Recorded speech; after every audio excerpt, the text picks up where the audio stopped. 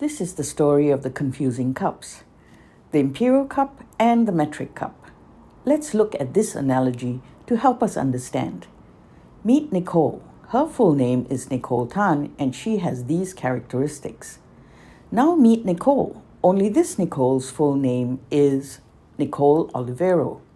She has some of the same characteristics as Nicole Tan and some that are different. It's kind of similar to the Imperial cup and the metric cup. Different cups, but with similar names, and that's why it's confusing. Although they have some likeness to each other, they are actually two different types of cups, just like the two Nicoles we met earlier. Now let's take a deeper dive into the Imperial cup and the metric cup. Firstly, cups are a preset volume measure used by both metric and imperial systems. The base unit of measure used for metric is milliliters, and for the base measure used in imperial system, it's fluid ounces, or FLOZ for short. Same name, but they are two different volumes. Let's digress a bit and understand a little more about the characteristics of cups and why they are used. Technically speaking, cups are dry ingredient measuring tools as opposed to wet ingredient measuring jugs. But that's not to say that you can't use a cup measure to measure milk. Just generally, it is used for dry ingredients. In a cup measure, the volume contained in a preset measure, for example, for a metric cup, it's 250 ml. Tip: write 250 ml down somewhere. You will need it later. And for the Imperial cup, it's 8 fluid ounces. Another tip: write 8 fluid ounces down somewhere too. In some instances, it is just much easier to use preset measures like cups, tablespoons, teaspoons to measure versus using a measuring jug or weighing it. It'll be crazy to use a regular liter-sized measuring jug to measure small amounts like 5 ml. Accuracy will be questionable, that's for sure. Whereas using a teaspoon to measure out 5 milliliters is easy and more accurate.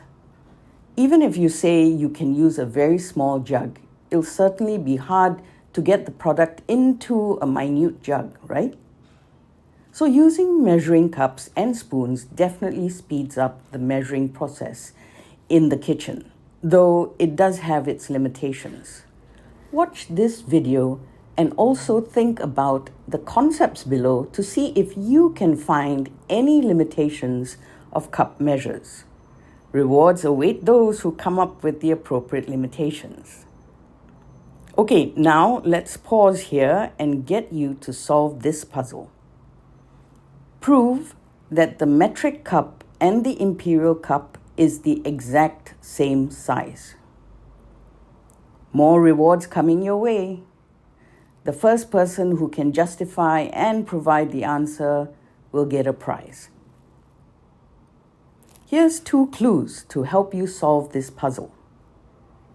1 ounce equals to 29.5735 milliliters.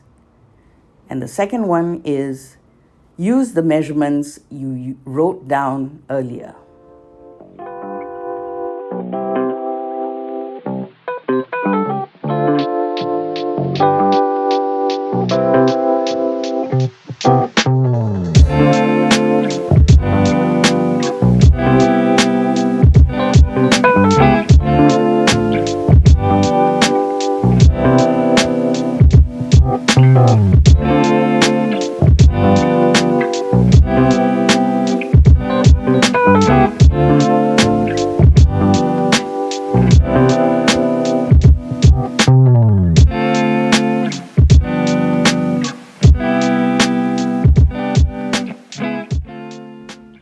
Alrighty, there are 2 solution options for solving this puzzle. Option 1, converting the Imperial cup from fluid ounces to milliliters so that we can compare like for like, since metric cup preset measure is in milliliters. We know the volume size of Imperial cups is 8 fluid ounces. We convert this to milliliters. Here's the calculation. From research, we found that 1 fluid ounce converts to 29.5735 milliliters.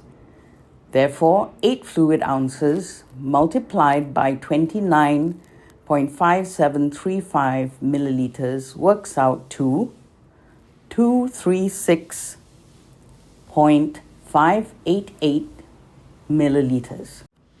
When we compare this to the metric cup of 250 ml, we see it is different. It is clear that their sizes are not the same, and therefore we have proven that the two cups are not the exact same size. Let's move to option 2. This is where we convert 250 ml to the imperial unit measure of fluid ounces. So the equivalent imperial volume is calculated by dividing 250 milliliters by 29.5735 milliliters. And that works out to 8.4535 fluid ounces. So we can see that option 2 calculation proves that the two cups are not exactly the same size as well.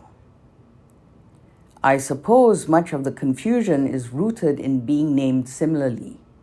But on closer scrutiny, we see that they are different, but not by much, just around 5% or so.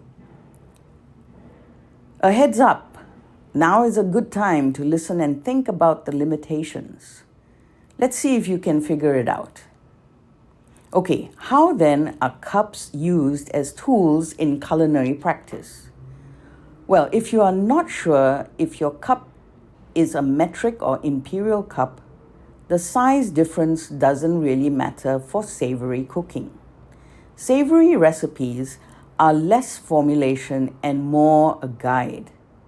It is also important to note that it is hard to be exact or consistent when measuring with measuring cups and spoons. Sometimes you may be a little over or under.